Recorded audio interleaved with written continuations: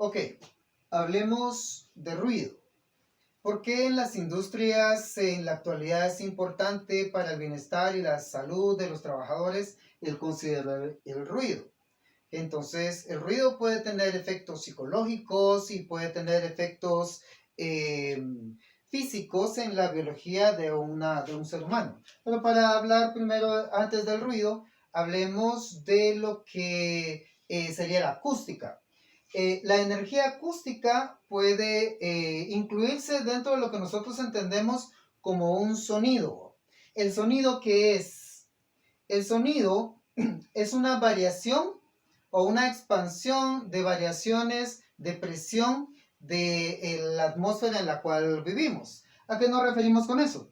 Por ejemplo, cuando nosotros hacemos esto, ¿sí? El sonido que escuchamos, ¿sí? No es otra cosa que una cantidad de cambios en la presión del aire. Es decir, que cuando golpeamos el pizarrón, ¿sí? El pizarrón se mueve, vibra, y esas vibraciones empujan las moléculas de aire, ¿sí? De esta forma. Si tenemos el pizarrón va a vibrar, ¿sí? Moviéndose hacia adelante y hacia atrás, y eso va a producir que se presione las moléculas de aire, formando una cantidad de ondas de presión. Cada vez que el pizarrón avanza y retrocede, va a producir una zona de alta presión y una zona de baja presión, y estas se van a una velocidad de 460 metros por segundo más o menos, que es la velocidad del sonido. Y estas ondas de presión van a viajar hasta el oído de un ser humano, ¿sí? Acá. Y van a alcanzar las estructuras internas. Recordemos, vamos a quitarle el ojo acá mejor. Recordemos que en el interior tenemos una membrana, y en esa membrana se va a ver empujada y retraída. Se va a mover hacia adelante y hacia atrás por causa de las ondas de presión que nosotros tenemos acá, y eso va a causar que se mueva el tímpano y los huesos del oído interno, y eso va a producir movimiento en el caracol, y eso ya se conecta a través de una célula, de una cantidad de células, con el cerebro humano, y entonces nosotros tenemos la sensación de sonido, ¿sí? Es decir, que si nosotros escuchamos un ruido, ¿sí? Y este ruido o este sonido, ¿sí? Lo interpretamos como un golpe. Sabemos que es un golpe del pizarrón, pero eso es una interpretación de nuestro cerebro de esas ondas de presión que están llegando hacia la membrana del tímpano, y que de ahí se derivan a través de toda la estructura biológica que ya venimos estudiando desde la primaria, ¿sí? Se convierte en impulsos electroquímicos, y entonces llega al cerebro, ¿sí? Al centro del sonido de los sentidos del cerebro, y entonces nosotros interpretamos eso como un sonido. Es decir, que también en el sonido hay una interpretación por parte del cerebro. Pero básicamente el sonido podemos analizarlo como una onda mecánica. El sonido es una onda mecánica. ¿Por qué?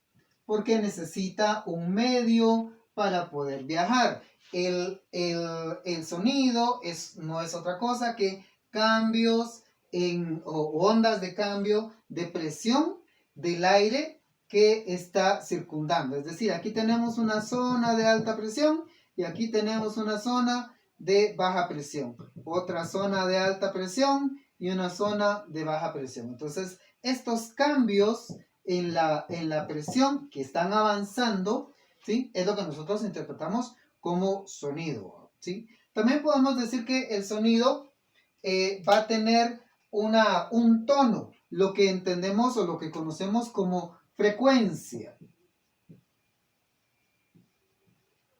¿Qué es la frecuencia? La frecuencia es la cantidad de ciclos que van a ocurrir en esta onda de presión. Es una onda senoidal, ¿sí?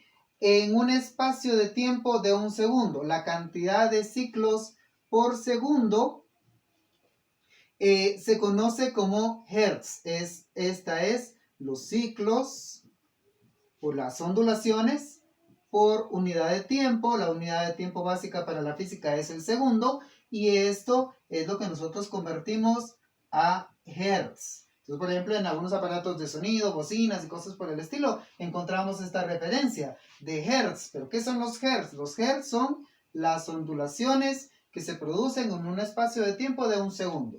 Ahora, ¿qué tiene que ver eso con el sonido? Bueno, la voz humana está más o menos entre los 1000 hertz a 2000 hertz, por ahí más o menos, tal vez un poco más abajo, 800 hertz a 1500 hertz, por ahí vamos a encontrar frecuencias de sonido, frecuencias vocales, la voz humana, ¿sí? Es decir, que nosotros no podemos hablar con una tonalidad demasiado elevada, ¿sí? Ni demasiado baja. La voz humana está dentro de un cierto margen. Podríamos hablar de alrededor de los 1000 y los 2000 Hz, ¿sí? 1000 Hz es un aproximado, por supuesto. Hay tablas que nos dan una referencia más precisa de esto, pero para dar una referencia, 2000 Hz, ¿sí? Por ahí, que son ondas que se consideran medias. Dentro de las ondas medias, ahí encontramos la voz humana, ¿sí? Ahora, las frecuencias bajas, que podrían estar de 1000 Hz hasta 1 Hz, o casi menos de 1 Hz, pero no digamos 0 porque 0 no es nada, ¿sí? Pero 1 Hz podría tomarse como una frecuencia baja. El ser humano escucha hasta los 20 Hz. Eso es lo menos que escucha una persona en cuanto a frecuencia, ¿sí? Y las frecuencias más altas que podemos escuchar los seres humanos son más o menos los 20 kHz o los 20.000 Hz. Vamos a poner con K por el espacio. 20 kHz o 20.000 Hz, ¿sí? Es más o menos el límite de audición para un ser humano. Por supuesto que si hablamos de frecuencias más altas, digamos 50 kHz. 50 kHz no es que no sea el mismo tipo de energía o que ahí se acabe la energía. Eso es un poco de ego por el parte del ser humano. El sonido no se termina en 20 kHz, sino que hay más para arriba. ¿Qué es lo que pasa? Que estos sonidos, ¿sí? Lo que llamaríamos ultrasonidos, que ultrasonido es arriba del sonido. Sonido es lo que escucha el ser humano según algunas concepciones, pero si hablamos de ultrasonido, hablamos de frecuencias arriba del sonido, arriba de la audición humana. Es decir, que desde aquí para acá, ¿sí? Está la audición humana. Audición humana, ¿sí? Eso no significa que no existan sonidos más altos. O sea, los delfines, los murciélagos, algunos tipos de aves, inclusive los insectos, es posible que escuchen frecuencias más altas que estas, ¿sí? Entonces, los delfines, definitivamente, los murciélagos, escuchan los gatos, los perros, escuchan frecuencias más altas que las que escucha el ser humano. Ahora, animales como las ballenas también escuchan ultrasonidos, pero también escuchan infrasonidos, ¿sí? Frecuencias más bajas de 20 Hz, ¿sí? Inclusive probablemente hasta 1 Hz o menos, ¿no? Porque no existe, ¿sí? Pero, por ejemplo, elefantes, ballenas pueden escuchar sonidos mucho, mucho más bajos que lo que escucha el ser humano, ¿sí? Entonces, decíamos que la voz está más o menos por acá, la voz humana, pero por ejemplo, una trompeta o un sonido metálico de un triángulo o una batería, los platos de una batería, ese pss, pss, pss, pss, que hace la batería, está en un rango de frecuencia de los 10.000 a los 20.000. Entonces, estas frecuencias son altas. Estas frecuencias son frecuencias, aquí las estamos poniendo, frecuencias altas. Altas para la concepción de aparatos de música, por supuesto, ¿sí? Claro que aquí son más altas todavía. ¿sí? Las frecuencias bajas sería, por ejemplo, el bombo de la batería o el bajo, que por eso le llaman bajo, porque las frecuencias que está reproduciendo son frecuencias bajas. Entonces, de ahí que se hable cuando se refiere a aparatos de sonido de las frecuencias altas o los altos, los bajos, los medios, y por qué son importantes. Si nosotros queremos resaltar la voz humana, entonces probablemente vamos a estar subiendo, ecualizando frecuencias que están en estos márgenes. ¿Sí? Si queremos acentuar los sonidos metálicos, sonidos altos, ¿sí? Vamos a trabajar con estas frecuencias más elevadas. ¿Sí? Las frecuencias bajas, pues por ende acá. Entonces, esto es el sonido en cuanto a frecuencia y su naturaleza. Pero también el sonido tiene intensidad. Podemos tener una cantidad, o podemos medir la cantidad de potencia que está, o de energía mecánica que está ejerciendo esta onda de sonido. El sonido, ¿sí? Como cualquier movimiento de masa, tiene energía cinética, ¿sí? Ahora, esta energía cinética la podemos traducir a si está experimentándose o manifestándose a una velocidad de joules por segundo. Podemos convertir esta energía cinética en potencia, es decir, podemos medirla en vatios. Puede medirse la cantidad de vatios que va a existir en una cierta frecuencia, pero normalmente el sonido comúnmente no se mide en vatios, sino se mide en decibeles. Entonces existe una escala de transformación donde nosotros, en lugar de analizar el sonido en función de la potencia, que sí se puede, por supuesto, y en función de la energía también se puede, pero como todo tiene que estar unificado, entonces la manera más sencilla de analizar el sonido es a través de la escala de decibeles. Ahora, ¿a qué se refieren los decibeles? Los decibeles se refieren a la intensidad de sonido que podemos tener en un momento dado en algún lugar, ¿sí? Entonces, si nosotros estamos hablando, por ejemplo, de un decibel, que eso se abrevia 1 de minúscula porque es un submúltiplo, decibel, B mayúscula. Entonces, un decibel es el sonido más pequeño que puede escuchar un ser humano normal, en promedio, por supuesto. Una persona que tenga deficiencias auditivas, pues va a escuchar menos. Una persona que esté, pues qué sé yo, más allá de la media, entonces probablemente quizá pudiera escuchar un poco menos. Pero digamos que en promedio los seres humanos escuchan como mínimo un decibel. Ahora, la intensidad o la escala en decibeles es una escala logarítmica. La intensidad del sonido decrece de manera exponencial. Quiere decir que nosotros tenemos un punto central donde tenemos una fuente de sonido. Si el sonido es útil, interesante, sonido. Si no es interesante y no es útil y no hay información, ya se puede catalogar como ruido, ¿sí? Porque eso es muy relativo. Pero si tenemos una fuente de sonido, si yo golpeo el pizarrón, el sonido se expande en todas direcciones, ¿sí? Se irradia en todas direcciones, sería la palabra correcta, se irradia en todas direcciones, ¿sí? Pero a medida que la potencia se viaja a una distancia mayor, si yo tengo acá un punto central donde tengo 10 vatios de intensidad de potencia, por ejemplo, de sonido, pero si esto se alejó ya una distancia de 1 metro, esta potencia de 10 vatios se regó, se distribuyó a todo lo largo de una circunferencia que tiene como radio 1 metro. Pero si ahora lo medimos a una distancia radial de, digamos, 10 metros, ¿sí? Y yo mido en este punto la potencia, ¿sí? De ese sonido. Entonces la potencia de este sonido va a ser increíblemente menor que la potencia que voy a tener acá. Quiere decir que la intensidad del sonido decrece, ¿sí? No de manera lineal, sino que de manera exponencial, porque tiene que repartirse en todas direcciones en una esfera, de hecho no una circunferencia, sino en una esfera, que a medida que va creciendo el radio, el diámetro de la esfera o la superficie de la esfera va creciendo de una manera exponencial. ¿Por qué? Porque solamente el perímetro es pi por r al cuadrado. Entonces, si yo aumento de 1 metro, ¿sí?, a 2 metros, entonces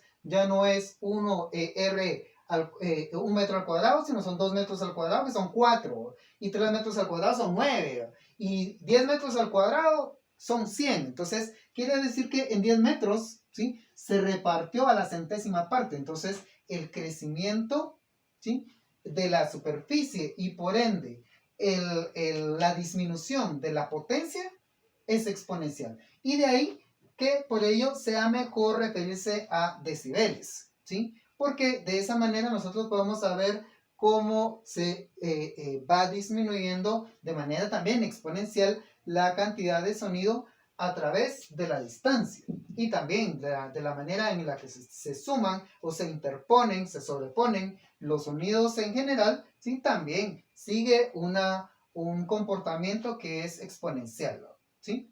Entonces, de tal manera que en decibeles fácilmente nosotros podemos decir que el sonido más bajo que puede dar una persona, que puede escuchar una persona, el sonido más pequeño,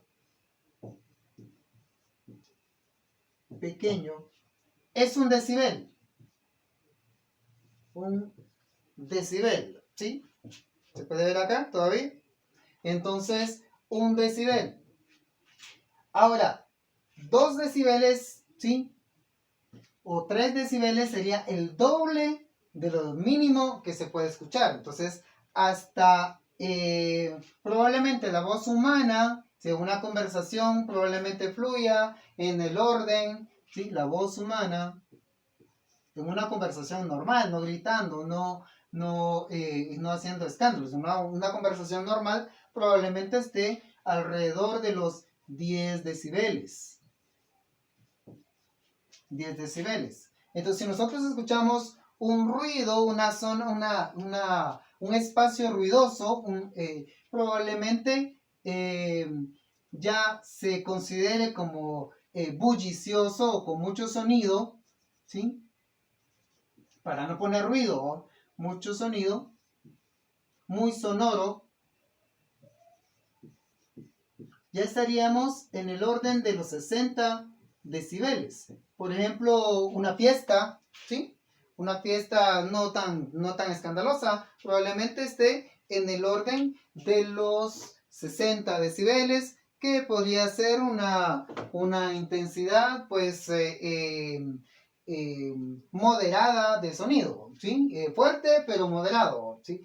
Arriba de los 60 probablemente ya resulte un poco molesto, ¿sí? Entonces, alrededor de, por ejemplo, 80 decibeles, ¿sí? Entonces ya podemos considerar que ya existe una cierta cantidad de molestia, ¿sí? Ya puede ser molesto, ¿sí?, alrededor de los 80 decibeles. O sea, aquí podríamos hablar, por ejemplo, de una discoteca muy ruidosa, un lugar muy sonoro. Entonces, ese sonido que ya puede ser irritante, ¿sí?, probablemente ya vaya en el orden de los 80, quizás hasta los 100 decibeles. Entonces, un ambiente con 100 decibeles, que ya se considera ruidoso, ¿sí?, muy molesto, entonces ya va a generar, por un lado, daños al oído y por otro lado, puede generar problemas psicológicos y a largo plazo, porque el vivir en un ambiente muy ruidoso genera estrés y el estrés a la larga va acumulándose y va produciendo también un daño a largo plazo, no solamente pérdida del oído. Ahora, cerca de los 120 decibeles, ¿sí?, tenemos lo que conocemos como el umbral del dolor. ¿Qué significa eso? Que alrededor de los 120 decibeles 120 decibeles, ya no es sonido lo que se escucha, es dolor lo que se siente. Entonces ya ahí estamos en una zona donde podemos dañar los tímpanos, los oídos, con mucha facilidad. Entonces, en un ambiente donde haya tanto ruido, por ejemplo, la turbina de un avión, afuera, en un aeropuerto, no adentro, sino cerca del avión cuando está despegando, estamos hablando de un espacio donde vamos a tener una intensidad de sonido de 120 decibeles. Arriba de los 120 decibeles probablemente los oídos explotan, ¿sí? Entonces vamos a tener daño permanente e instantáneo del aparato auditivo. Entonces no se puede estar en un ambiente, ¿sí?, que esté en esta zona. Digamos que arriba de 60 decibeles, entonces probablemente ya recomendemos que la gente utilice tapones para los oídos, protectores, porque si no, a la larga, en ambientes muy ruidosos, a la larga vamos a tener daños a los oídos. También ocurre cuando la gente utiliza mucho tiempo los audífonos, también no se da cuenta porque que va perdiendo la audición, porque simplemente escucha un poquito menos y le da más volumen, entonces, y vuelve a escuchar bien, y de repente ya escucha un poquito menos y le dio más volumen, entonces volvió, pero lo que está perdiendo es capacidad auditiva. Entonces, en un momento dado, cuando vayan y le hagan una revisión, pues ya tiene el 80%, el 60% de su capacidad auditiva. Entonces, no se recomienda tener audífonos con mucho volumen. Son muy dañinos. Y si nosotros estamos en ambientes ruidosos, exponiéndonos a largo plazo, podemos tener problemas de estrés, ¿sí? Porque el ruido genera estrés y eso genera una cantidad de situaciones o de daños psicológicos. Ahora, si son extremos, ¿sí?, si la intensidad de sonido es extremo, entonces definitivamente el no usar protectores es dañino automáticamente. Entonces, por eso que la gente en el aeropuerto, si nosotros vemos cuando están trabajando en el avión, todos están con protectores auditivos, porque si no pueden sufrir daño muy fácilmente, ¿sí? ¿Estamos de acuerdo? Entonces eso es rapidito, ruido. ¿Qué es el ruido?